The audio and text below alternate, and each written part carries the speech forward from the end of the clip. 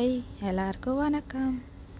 இப்போது நம்ம செம்பு புட்டு எப்படி செய்யறதுன்னு பார்க்கலாம். ஒரு கப் நான் செம்பு புட்டு பொடி எடுத்துன்னுக்கிறேன். அது ஒரு கடாயில் போட்டுக்கலாம். இப்போ நான் எடுத்துன்னுக்கிறது ஈஸ்டர்ன் செம்பு புட்டு.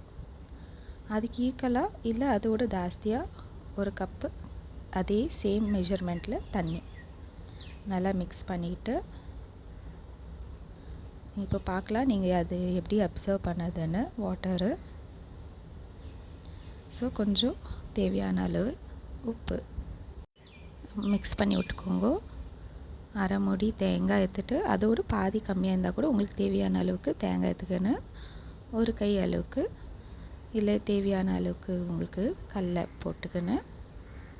ஒரு ஏலக்காய் ஒரு நல்லா கிரைண்ட் பண்ணிக்கலாம். இப்போ கிரைண்ட் பண்ண பிறகு ஒரு சைடாக வச்சுட்டு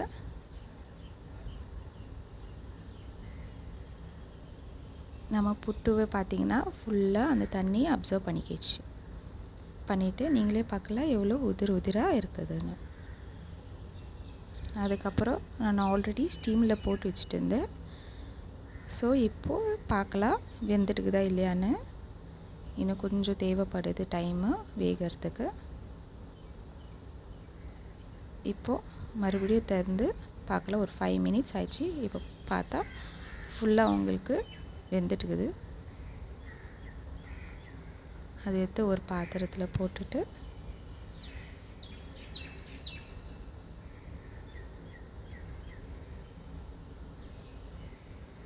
அந்த சூடாக இருக்கும் போதே நீங்கள் வந்துட்டு 1/2 டீஸ்பூன் எனக்கு தேவையான அளவுக்கு வலிக்கும் நான் ஒரு கீ போட்டுக்கிறேன்.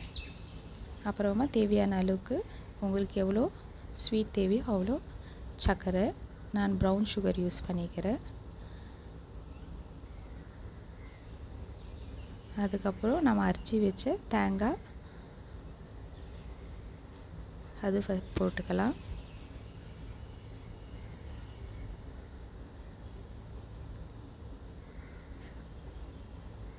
இப்போது நல்லா மிக்ஸ் பண்ணிக்கின்னு சூடாக இருக்கும் போது இதெல்லாம் போட்டிங்கன்னா அது ஜூஸ் நல்லா அந்த புட்டு கூட சேர்ந்துக்கின்னு நல்லா அப்சர்வ் ஆகிக்கும். நல்லா டேஸ்ட்டாகவும் இருக்கும், பேலன்ஸ்டாக இருக்கும்.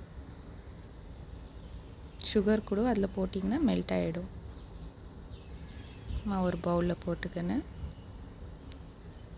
மெயினாக இந்த குக்கிங்கெல்லாம் வந்துட்டு எனக்கு சின்ன பையன் இருக்கிறான், அவன் சாப்பிட்ற மாதிரி தான் நான் செய்கிறது.